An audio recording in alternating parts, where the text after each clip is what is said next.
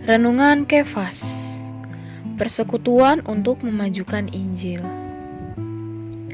Filipi pasal 1 ayat 5 berkata, "Aku mengucap syukur kepada Allahku karena persekutuanmu dalam berita Injil mulai dari hari pertama sampai sekarang ini."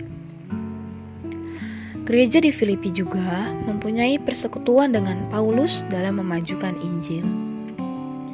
Dalam pasal 1 ayat 5, Paulus mengatakan tentang persekutuanmu dalam berita Injil mulai dari hari pertama sampai sekarang ini.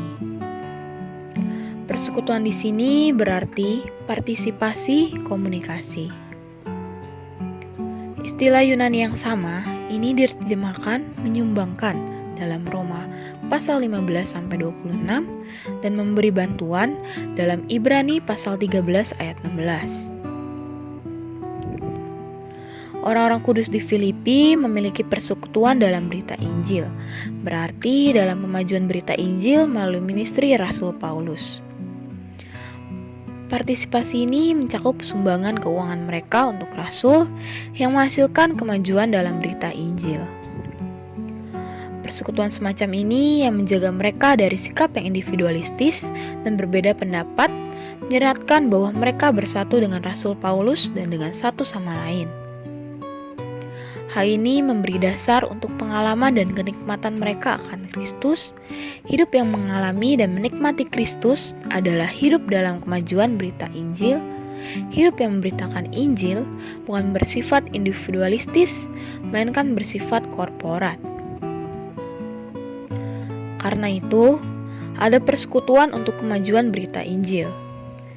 Semakin banyak persekutuan kita dalam kemajuan berita Injil, semakin banyak pula Kristus yang kita alami dan nikmati.